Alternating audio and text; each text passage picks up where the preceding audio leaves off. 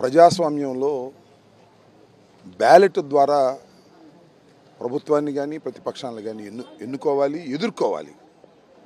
రాళ్లతోనూ కుట్రలతోనూ వైఎస్ఆర్ కాంగ్రెస్ పార్టీని, జగన్మోహన్ రెడ్డి గారిని ఎదుర్కోవాలనుకోవటం అనేది అప్రజాస్వామికమైనటువంటి విధానం. ఈ అప్రజాస్వామికమైనటువంటి విధానం నారా చంద్రబాబు నాయుడు గారికి నేతితో పెట్టిన విద్య. చిన్నప్పటి నుంచి ఆయన చేస్తున్న పనులన్నీ కూడా అనైతికమైనవి, కుట్రలు, కుతంత్రాలతోనే తాను రాజ్యాధికారానికి వచ్చాడు, రాజ్యాధికారాన్ని నిలబెట్టుకున్నాడు. వాటికి రోజులు చెల్లాయి. ఇవాళ జగన్మోహన్ రెడ్డి గారు 5 సంవత్సరాలు ఒక చక్కని పరిపాలన, ఒక సంక్షేమ పరిపాలన, ఒక అభివృద్ధి పరిపాలన, బహుశా భారతదేశంలో ఏ ముఖ్యమంత్రి ఇంత చక్కగా పరిపాలన చేయనటువంటి పరిపాలన అందించి 5 సంవత్సరాల తరువాత ప్రజల మధ్యకు వెళుతున్నాడు. అలాంటి జగన్మోహన్ రెడ్డి గారిని ఓడించాలని, ఎదుర్కోవాలని చంద్రబాబు నాయుడు గారు ప్రయత్నం చేస్తున్నాడు. ఆయన చాలక పవన్ కళ్యాణ్ని వెంటబెట్టుకున్నాడు.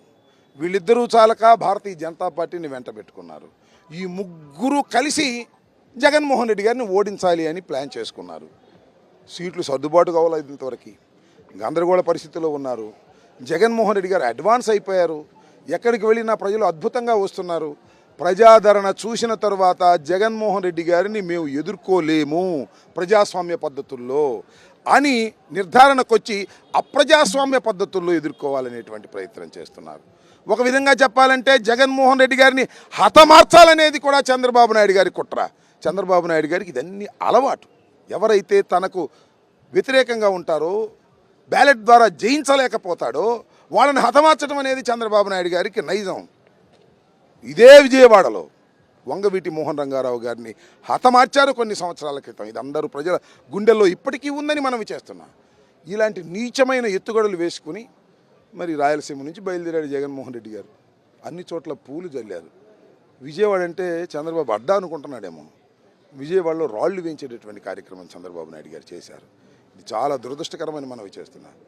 చంద్రబాబు నాయుడు గారు ఆయన తాబేదారులు అంటున్నారు. నా మీద పోటీ చేస్తున్న కన్నా లక్ష్మణ్ అంటున్నాడు.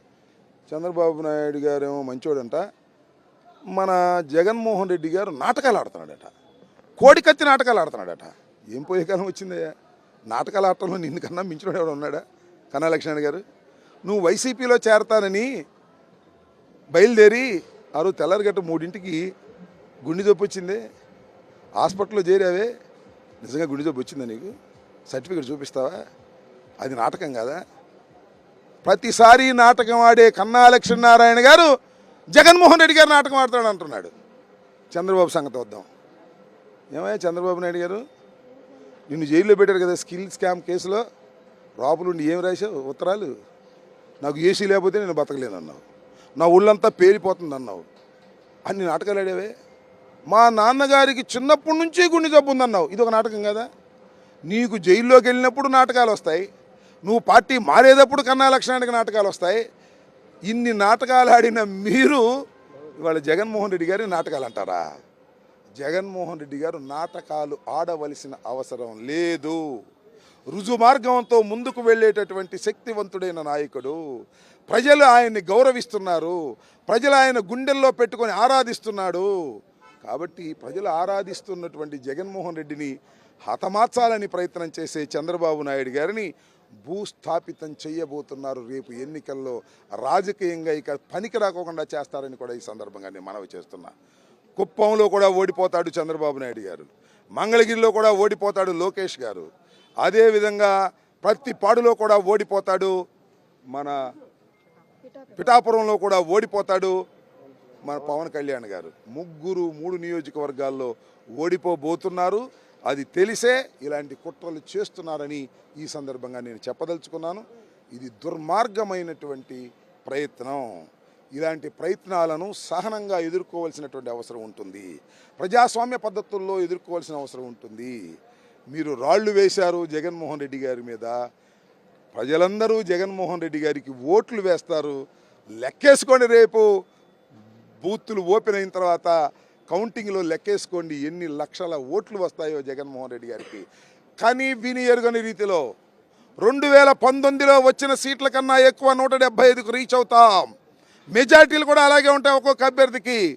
నాకు పోయినసారి 20,800 చిల్లర మెజార్టీ వచ్చింది. దానికన్నా ఎక్కువ వస్తేనే ఒప్పుకోమని కూడా ఈ సందర్భంగా మనవి చేస్తున్నా. అంత ప్రజాదరణ జగన్మోహన్ రెడ్డి గారికి ఉన్నది.